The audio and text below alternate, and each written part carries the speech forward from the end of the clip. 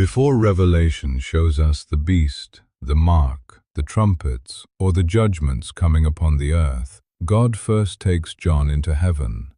There, John is shown a throne, a heavenly courtroom, a mysterious scroll sealed with 7 seals, and a search for someone worthy to open it. Why does Revelation begin this way? Because before God reveals what will happen on earth, He first reveals who rules from heaven.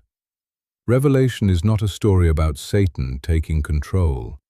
God remains seated upon His throne, and Jesus Christ, the Lamb who was slain, is about to receive the authority to begin the events that follow. To understand the rest of Revelation, we must first understand the heavenly courtroom of Revelation chapters 4 and 5. Revelation chapter 4 begins with a dramatic change in John's perspective. John has already seen the risen Christ in chapter 1. He has received Christ's messages to the 7 churches in chapters 2 and 3. Then John looks and sees an open door in heaven. The voice he had heard before, sounding like a trumpet, says, "Come up here, and I will show you things which must take place after this." John is immediately in the Spirit, and his attention is drawn to the central object in heaven. It is not an army, it is not an angel, it is not the beast, the dragon, or any earthly kingdom. John sees a throne set in heaven, and one seated upon that throne. This is the first great truth of the heavenly courtroom.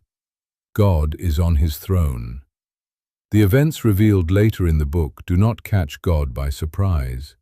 Heaven is not in confusion, and God is not struggling to regain control. His throne is already established. John does not attempt to describe God's physical form. Instead, he describes the glorious appearance surrounding the one seated upon the throne. He sees something like jasper and sardius stone, radiant images of brilliance, majesty, and holiness. Around the throne is a rainbow resembling an emerald. The rainbow reminds us of God's covenant and faithfulness. Even as Revelation prepares to reveal judgment, the throne remains surrounded by a sign connected with God's promises. This opening scene establishes the foundation for everything that follows. The throne belongs to God. Heaven recognizes His authority. The future remains under His control. Before John is shown what will happen, he is shown the one who reigns over everything that will happen. This changes how we should read the entire book of Revelation. We should not begin with fear of the beast. We should begin with confidence in God. We should not begin by magnifying the power of Satan. We should begin by recognizing the sovereignty of the one seated upon the throne. Earthly kingdoms will rise and fall. Nations will rage. Persecution will come, and judgments will unfold. But none of those things can remove God from His throne. Revelation begins in heaven because heaven provides the proper perspective for understanding what takes place on earth. And as John continues looking, he discovers that the throne is not alone. A heavenly court surrounds it. 24 elders are seated nearby. 7 lamps of fire burn before the throne. A sea of glass stretches out like crystal, and 4 remarkable living creatures continually proclaim the holiness of God. Surrounding the throne of God are 24 additional thrones. Seated upon them are 24 elders clothed in white garments and wearing golden crowns. The white garments speak of purity, while their crowns show honor and authority. Yet the elders never treat their crowns as though they earned their position independently of God. Whenever the living creatures give glory, honor, and thanks to the one seated upon the throne, the elders rise from their seats, fall down before Him and worship. Then they cast their crowns before the throne. Their response teaches us something important about heavenly authority. Every crown ultimately belongs before God. Whatever authority, victory, or reward they possess exists because He created all things and because everything continues according to His will. The elders proclaim, "You are worthy, O Lord, to receive glory and honor and power. Their worship is not based only upon what God has done for them. They worship Him because of who He is. He is the Creator. He is eternal. He is holy, and He alone is worthy. John also sees lightnings, thunderings, and voices proceeding from the throne. These signs reveal that this is not an ordinary throne room. This is the seat of divine power, authority, and judgment. Before the throne, 7 lamps of fire are burning. John identifies these lamps as the 7 spirits of God. The number 7 repeatedly communicates fullness and completeness throughout Revelation. These lamps show the fullness of God's Spirit present before His throne. John then sees something resembling a sea of glass, like crystal. This sea stretches out before the throne, reflecting the light and glory surrounding it. Everything appears clear, pure, and undisturbed. The throne is at the center. The rainbow surrounds it. The sea of glass is before it. The 24 elders are seated around it. And nearer to the throne are 4 remarkable living creatures. The first living creature is like a lion. The second is like a calf. The third has a face like a man. The fourth is like a flying eagle. Each creature has 6 wings and is full of eyes around and within. The eyes communicate awareness and watchfulness. Nothing in the heavenly court is careless or unaware of what is taking place. The lion reflects power and royalty. The calf points towards sacrifice and service. The face of a man represents humanity, and the flying eagle displays sovereignty and majesty. Together, these creatures present a picture of creation surrounding the throne and responding to its creator. John's vision does not stand alone. Isaiah also saw the Lord seated upon a throne, high and lifted up. Around Him were heavenly beings with 6 wings, proclaiming His holiness. Ezekiel saw living creatures near the glory and throne of God, along with something resembling crystal. Daniel saw the Ancient of Days seated upon a fiery throne. Thousands ministered before Him, the court was seated, and the books were opened. These witnesses help us understand what John is seeing. This is more than a beautiful scene in heaven. It is a heavenly courtroom. God sits as the sovereign king and judge. The heavenly court surrounds Him, and all attention remains fixed upon His throne. Day and night, the 4 living creatures do not rest. They continually proclaim, "Holy, holy, holy, Lord God Almighty, who was and is to come." God was before all creation. He reigns in the present, and He will remain when every earthly kingdom has passed away. He is not limited by time, threatened by human power, or challenged by the events that are about to unfold. This is why worship comes before judgment in Revelation. Before a single seal is opened, heaven declares that God is holy. Before the first horse rides, heaven declares that God is almighty. Before the earth experiences the events that follow, heaven declares that God is eternal and worthy. Revelation chapter 4 establishes the throne. God is seated. The heavenly court is assembled. Creation is worshiping. Everything is ready. But one important object has not yet been examined. In the right hand of the one seated upon the throne is a scroll. It is written inside and on the back, and it is sealed with 7 seals. The throne reveals who rules from heaven. The scroll contains the plan that will unfold upon the earth. But before the seals can be opened, one great question must be answered. Who is worthy to take the scroll and open its seals? As Revelation chapter 5 begins, John's attention moves toward the right hand of the one seated upon the throne. There, he sees a scroll written inside and on the back. The scroll is completely filled, and it is secured with 7 seals. Everything in the heavenly courtroom has prepared us for this moment. God is seated upon his throne. The heavenly court has assembled. The living creatures are worshiping. The elders have cast their crowns before God. Now the scroll is presented. A strong angel proclaims with a loud voice, "Who is worthy to open the scroll and to loose its seals?" This is more than a question about strength. The angel does not ask who is powerful enough to break the seals. He asks who is worthy, who possesses the rightful authority, who is qualified to receive the scroll and carry out the plan of God. A search is made throughout all creation. No one in heaven, on the earth, or under the earth is found worthy to open the scroll, or even to look at it. No angel can take it. No earthly ruler can claim it. No prophet, priest, king, or created being possesses the necessary authority. When John realizes that no one has been found worthy, he begins to weep. The scroll remains sealed. The plan cannot move forward.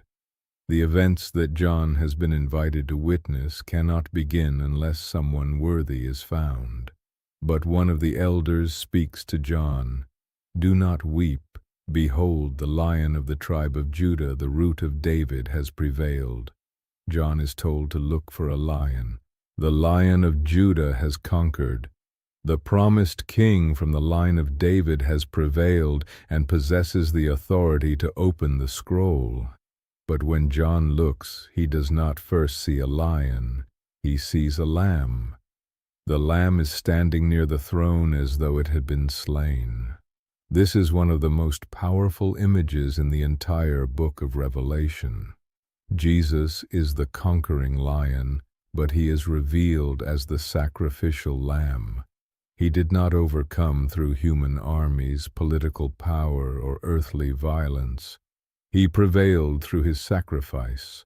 The marks of his death remain visible, but the Lamb is not lying dead. He is standing. The Lamb who was slain is alive. He has 7 horns, representing complete power, and 7 eyes, which are identified as the 7 spirits of God sent out into all the earth. Nothing escapes his sight. No power can prevent his purpose. The Lamb approaches the throne and takes the scroll from the right hand of God. This is the great turning point of Revelation chapter 5. The search is over. The worthy one has been found.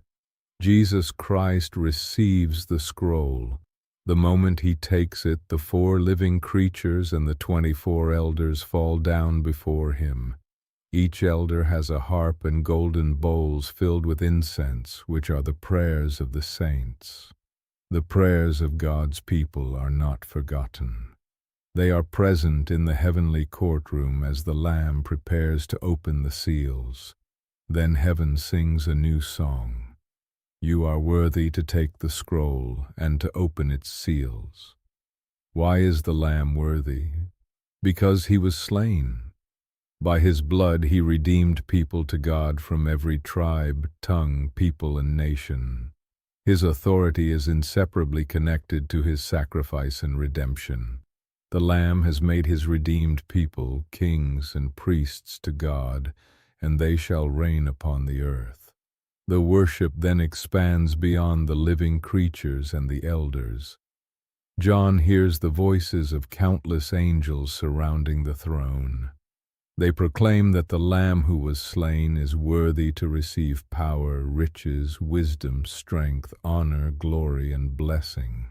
Then every creature in heaven, on the earth, under the earth, and in the sea joins the worship. All creation gives blessing, honor, glory, and power to the one seated upon the throne, and to the Lamb. Revelation chapter 4 revealed God upon his throne. Revelation chapter 5 reveals the Lamb receiving the scroll. Together, these chapters establish the authority behind everything that follows. The beast does not possess the scroll. Satan does not open the seals. The nations do not determine the course of Revelation. The Lamb takes the scroll, the Lamb opens the seals, and the Lamb begins the events that will unfold upon the earth. Revelation chapters 4 and 5 provide the foundation and map for the rest of the book. These chapters are not merely an introduction or another heavenly vision. They present the first overview and timeline of the entire book of Revelation. Before John witnesses what God's people must face upon the earth, he is shown the authority governing those events from heaven. God is seated upon his throne. The heavenly court surrounds him. The seven spirits of God are before the throne. Creation worships him day and night. The scroll rests in his right hand, and Jesus Christ, the Lamb who was slain, is the only one worthy to receive it. The throne, the heavenly court, the Lamb, and the seven-sealed scroll create an outline for everything that follows. As the scroll is opened, the events described throughout Revelation begin to unfold. God's people will face deception, persecution, hardship, and the demand to overcome. Judgments will come upon the earth, kingdoms will rise and fall, and the conflict between the kingdom of God and the kingdoms of this world will reach its appointed conclusion. But Revelation chapters 4 and 5 show us the complete heavenly foundation before that earthly conflict begins. This is the first timeline in the opening map of Revelation. It shows us where the events originate, who possesses the authority to begin them, what God's people must prepare to endure, and who remains in control from the beginning of the book to its conclusion. This heavenly scene changes how we should understand everything that follows. When the first seal is opened, the Lamb opens it. When the horses begin to ride, they do not ride because heaven has lost control. When nations rage, persecution increases, and judgments come upon the earth, God has not abandoned his throne. The beast may be given temporary authority. Satan may deceive the nations. Earthly rulers may believe they are directing history, but none of them possesses the scroll. The scroll remains under the authority of the Lamb. This does not mean that every event described in Revelation will be easy to understand or endure. The book warns us about deception, persecution, compromise, and judgment, but it shows us these things from heaven's perspective. From the earth, events may appear chaotic. From the throne room, they are moving toward the completion of God's plan. That is why Revelation begins with worship. Worship reminds us who God is before we confront what is coming. He is holy, he is almighty, he is eternal. He created all things, and everything exists according to his will. The Lamb is worthy because he was slain. By his blood he has redeemed people to God from every tribe, tongue, people, and nation. The one opening the seals is also the one who gave his life to redeem us. Jesus is not a distant observer of human suffering. He is the Lamb who suffered, died, and overcame. He is also the Lion of Judah, the promised King who has prevailed. The throne reveals God's sovereignty. The Lamb reveals God's redemption. The scroll reveals that history is moving toward an appointed conclusion. Together, Revelation chapters 4 and 5 reveal God's glory, provide the first outline of the book, and prepare us for everything that follows. So, who begins the events described in Revelation? It is not Satan, it is not the beast, it is not an earthly government, it is the Lamb. Jesus takes the seven-sealed scroll from the right hand of God. Heaven responds with worship because he was slain and has redeemed people to God by his blood. Then, in Revelation chapter 6, the Lamb begins opening the seals. The heavenly courtroom has been established. The worthy one has received the scroll. The first map of Revelation has been presented, and the events upon the earth are about to begin. In our next visual study, we will follow the Lamb into Revelation chapter 6 and examine the opening of the 7 seals. Until then, remember the central truth of the heavenly courtroom. God remains upon his throne, the Lamb is worthy, and Jesus Christ controls the narrative.